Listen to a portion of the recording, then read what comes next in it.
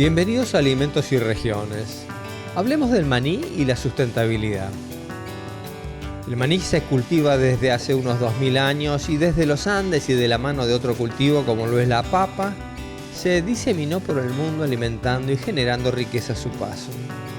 Solo basta recorrer algunas rutas de Córdoba para ver que el cultivo distribuye los beneficios en un proceso virtuoso de progreso.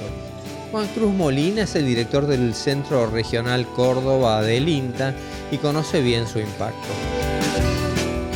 El maní es, y yo digo que va a seguir siendo una de las cadenas por cultivo más importantes que tiene la provincia de Córdoba en términos de diversificar esta matriz productiva. El maní en Córdoba representa una superficie importante, pero tampoco la más importante. Tenemos la soja, el maíz, el trigo y algunos otros cultivos, pero son casi 300.000 hectáreas. Y uno recorriendo la ruta 158, más las localidades de Hernando, o lo que fue en algún momento Manfredi, y el INTA Manfredi aportando el maní, puedo decir que el maní hoy es el cultivo por cadena que inspira a lo que van a ser las especialidades y lo que están siendo las especialidades en lo que es el centro norte de la provincia de Córdoba. Y lo digo a esto con mucho énfasis, primero porque el maní representa más de 1.000 millones de dólares en términos de exportaciones que surgen del mismo territorio.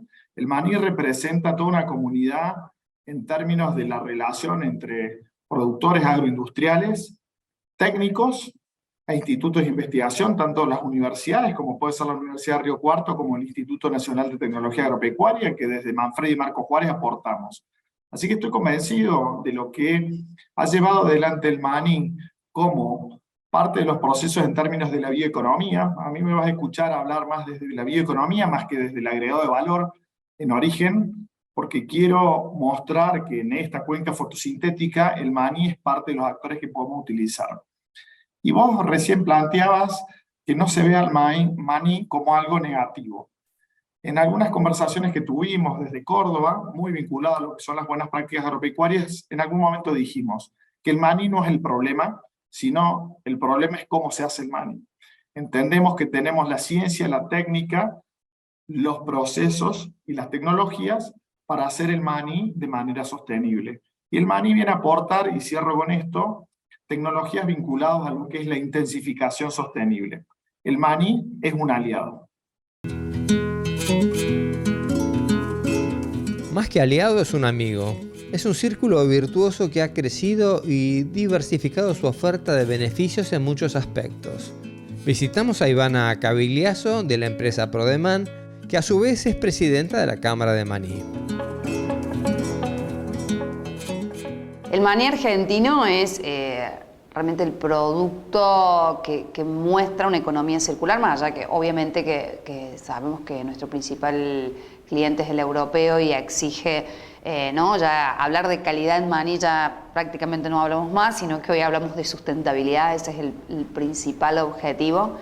Y hoy el maní argentino es el primer exportador del mundo justamente porque supo llegar a ese lugar y hacer todo lo que tenemos que hacer. Ya hace años que estamos haciendo la medición de la huella de carbono, implementando buenas prácticas agrícolas para el cuidado del suelo, que es nuestro principal recurso. Y bueno, hoy las plantas, hay varias plantas industriales que ya generan energía con la cáscara del maní, que era un residuo, que aproximadamente el 30%, un poco más de nuestra producción es chala, y eso antes quedaban montañas, algo que tiene mucho volumen, poco peso y con un poder calorífico muy alto, entonces eso generaba incendios, era un gran problema que teníamos en esta región, y hoy se quema para generar energía, que bueno, en el caso de nuestra planta de Oceo Bioenergía, genera 10 megas, lo que equivale más o menos a 18.000 hogares que encienden la luz, y lo repartimos en el sistema interconectado de Camesa.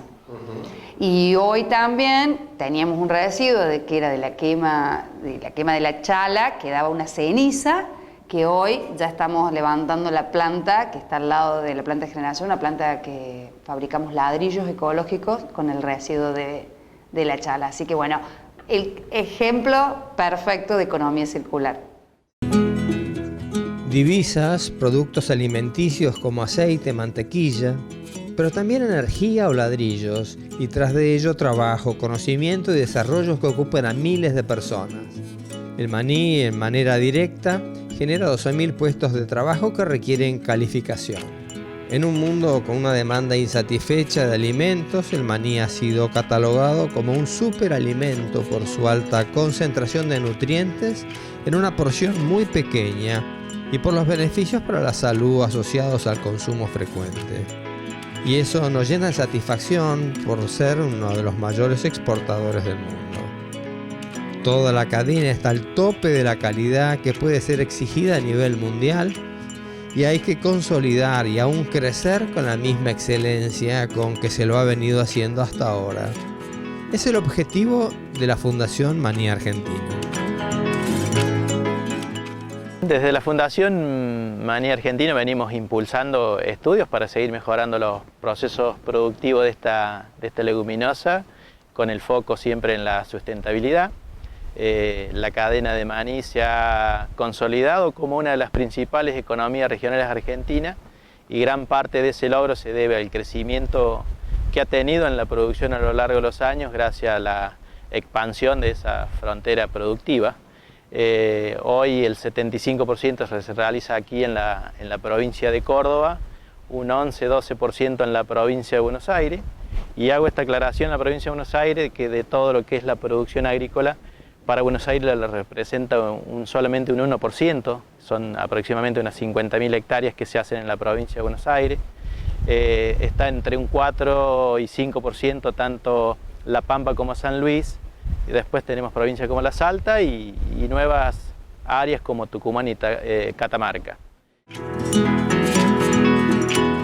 El sector busca en esas nuevas áreas adaptar el cultivo a las características locales. Lleva adelante convenios con todas las universidades, el INTA, laboratorios, empresas, a fin de lograr la mejor y más sustentable manera de realizar el cultivo. El clúster manicero trabaja con buenas prácticas agrícolas, intercambiándose con el Ministerio de Agricultura de la provincia de Córdoba. Nuestra fundación ya, para darte un ejemplo, tiene ya una historia de proyectos. En el caso, tenemos financiado un proyecto ya con 5 años de historia con el INTA de Huinca Renancó, que es un proyecto liderado por Marcela Genero en cuanto a que es cobertura de suelo, que es ese quizás el mayor temor que existe en otras áreas, en donde la práctica para lo que es el arrancado del maní es inherente, no tenemos otra forma de extraerlo de la tierra que no sea el arrancado. Y siempre sugerimos desde Fundación es realizar un cultivo de cobertura con alguna gramínea de invierno, el caso puede ser una cebada, centeno, dependiendo del cultivo antecesor, que eso va a generar un entretejido verde para evitar esa erosión del suelo. O sea, vuelvo a repetir, Córdoba tiene una amplia experiencia en lo que es el cuidado de los suelos y del medio ambiente.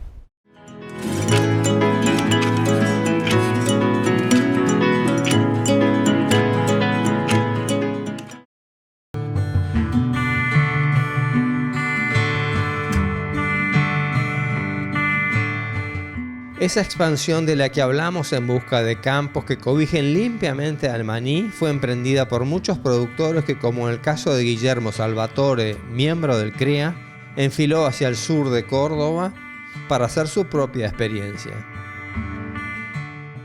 Cuando nosotros ingresamos en el CREA, en el año 2000, estábamos, empezaba la competencia entre campos y estaban arribando a la zona. Nosotros somos del sur de la provincia de Córdoba, estamos en Vicuña Maquena, y es una zona muy buscada por ser arenosa, para la caja blanca y la buena calidad del maní.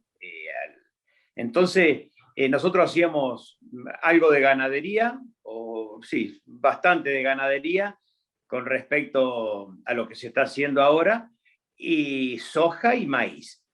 Entonces, empezaron las competencias por los campos arrendado y tuvimos que aprender a hacer maní, pero nosotros ya estábamos en siembra directa, así que fuimos de los primeros en la zona en sembrar el maní en siembra directa. Adaptamos las máquinas con barre rastrojo y esas cosas, y bueno, lo logramos.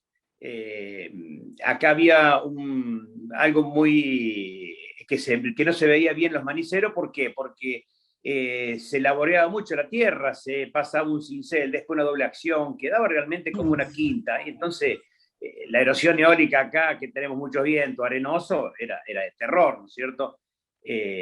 Bueno, y nosotros eliminamos eso sembrando en directa.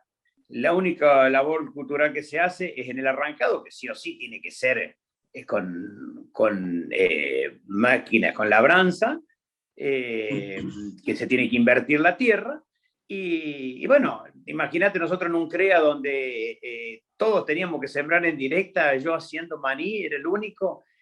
Bueno, no me aceptaban mucho en el grupo, ¿no? Porque era un transgresor.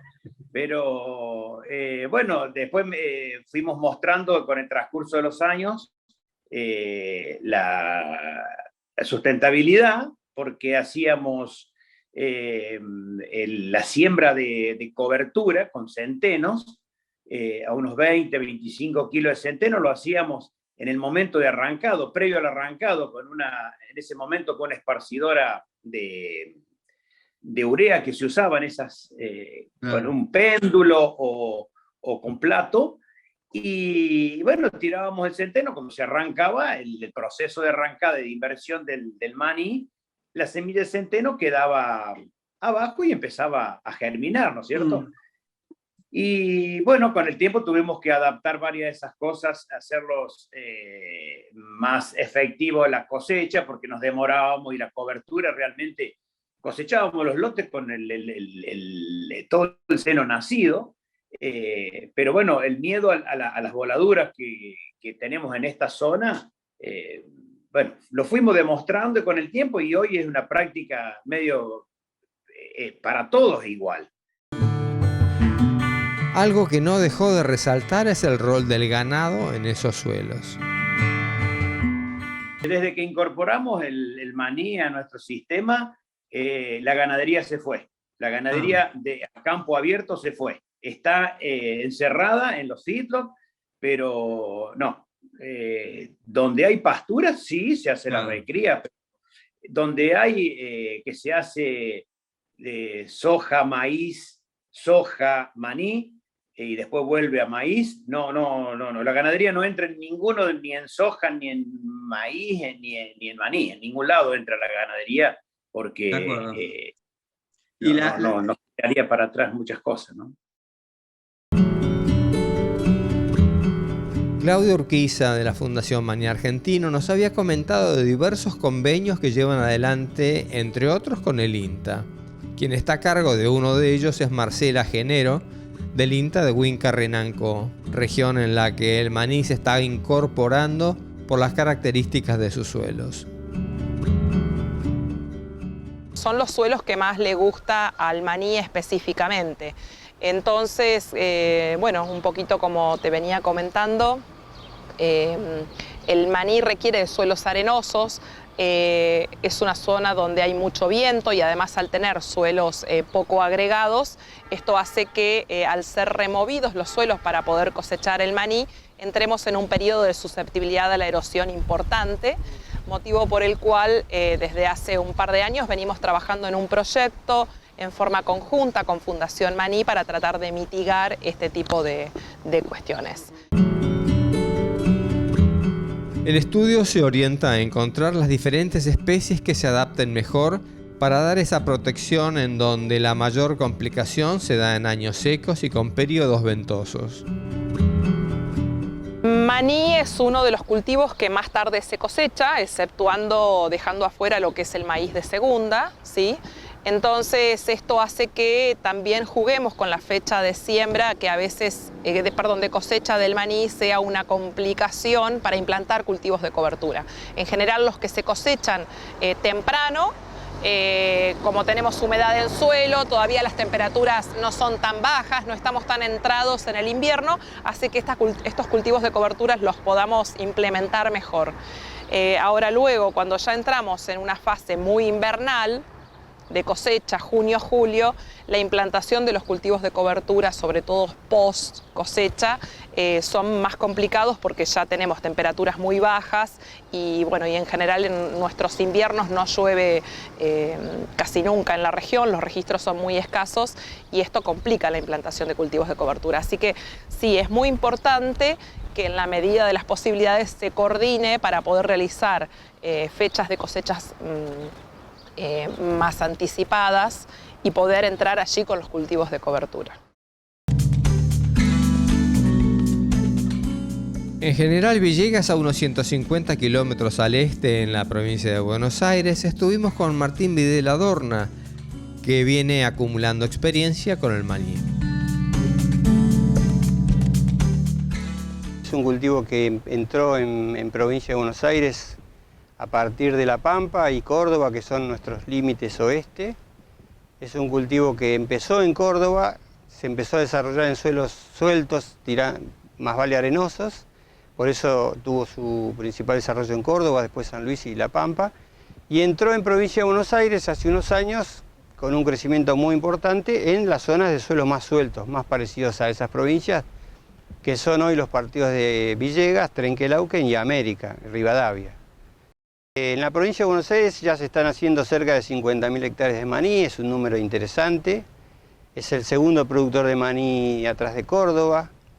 Se puede ingresar con maní en cualquier planteo agrícola de toda esta área manicera de provincia de Buenos Aires, siempre que se tenga en cuenta en la rotación, el cuidado de los herbicidas que se utilizan durante el cultivo del maní, y se pueden hacer cultivos normalmente como cualquier otra rotación. Acá estamos sobre un trigo hecho sobre maní. Imagínate que mes y pico después de la cosecha se sembró este trigo. Es muy común en la zona hoy hacer cultivos de cobertura para no dejar el suelo descubierto, ese suelo movido, hasta la siembra de la nueva cosecha gruesa, sea el cultivo que sea, para lo cual se siembran cultivos como centeno, por ejemplo, muy usado, que en esta época, justamente estamos en la época que se hace el trabajo de secado de esos cultivos de cobertura, para que dejen de extraer agua del suelo y ya cualquier milimetraje que se incorpore en los próximos días vaya quedando disponible para el cultivo de gruesa posterior, sea maíz, soja o girasol.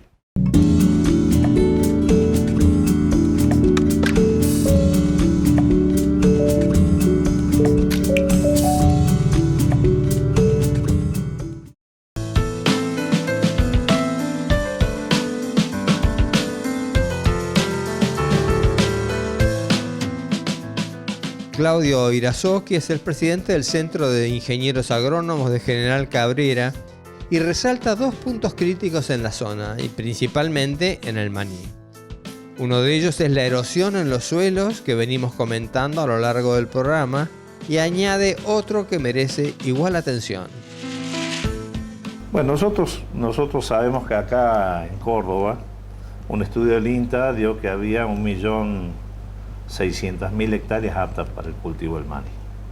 Si uno eso lo divide por los 4 años que hacen falta para volver en la rotación, significa que se pueden hacer 400.000 hectáreas sembrando una vez cada 4 años el maní.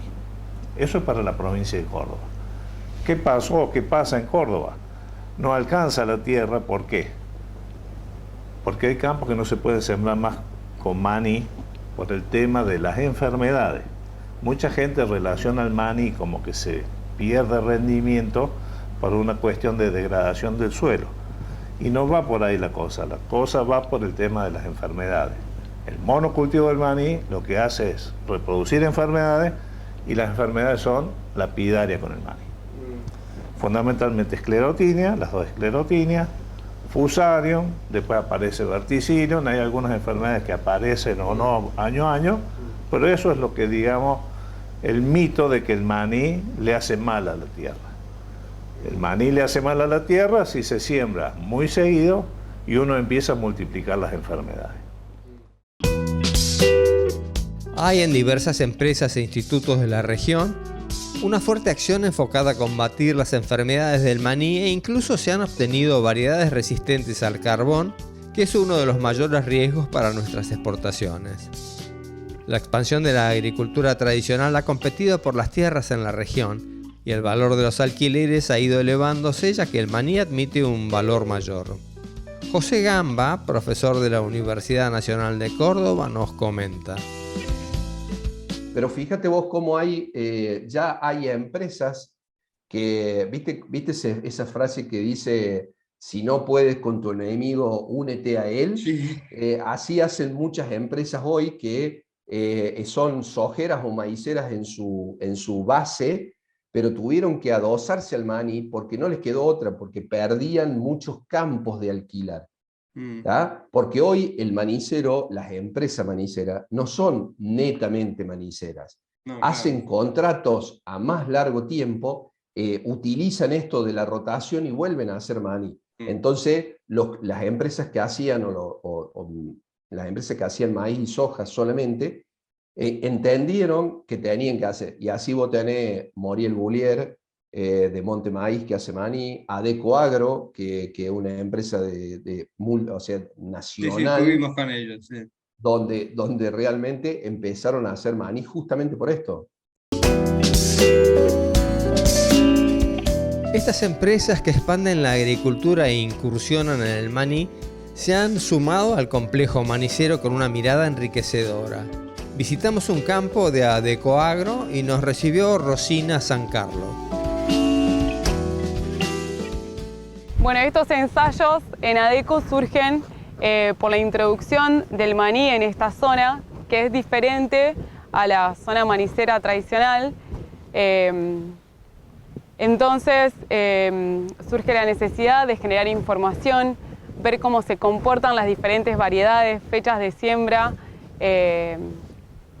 herbicidas, rotaciones con maní, sobre todo también para ver qué pasa con las propiedades físicas y químicas del suelo. Tenemos ensayos con distintas empresas y algunos propios de Adeco. Por ejemplo, tenemos un convenio con INTA, que es un ensayo de rotación a largo plazo, donde hay rotaciones que incluyen maní y otras que no, entonces ver qué es lo que pasa con cada rotación en particular en cuanto al suelo. Y también tenemos ensayos con empresas como Agroconsultor, que con ellos hacemos ensayos de herbicidas preemergentes, postemergentes, tratamiento de semillas, también hay biológicos. Y también estamos con la Universidad Nacional de Córdoba haciendo ensayos con distintas variedades y fechas de siembra. Los estudios, los ensayos son realizados científicamente y los datos están a la vista como debe ser para afrontar decisiones de tamaña magnitud como es la sustentabilidad del cultivo. Con respecto al manejo de los suelos con el maní, José Gamba nos aporta el resultado de un estudio concreto que derriba el prejuicio sobre el maní.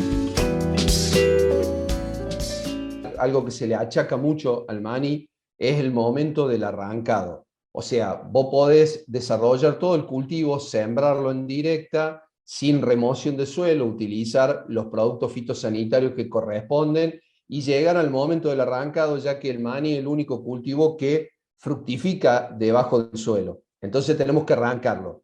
Entonces esta operación de remoción siempre fue motivo de discusiones por el tema de si eso causaba algún tipo de disturbio o no en el suelo. Para eso nosotros en la Facultad de Agronomía de Córdoba realizamos el siguiente estudio. Realizamos por primera vez maní en un lote, ¿no? Y lo escaneamos. Antes de sembrarlo lo escaneamos con una Raspberry. Es decir, nosotros teníamos monitoreado el lote donde íbamos a hacer maní. Arrancamos y después de 4 años, de 4 campañas, volvimos al mismo lote. siempre con una rotación profesional. ¿Qué quiere decir eso? Cultivo de servicio, soja, maíz, cultivo de servicio en el medio, y al cuarto año volvimos a hacer lo mismo.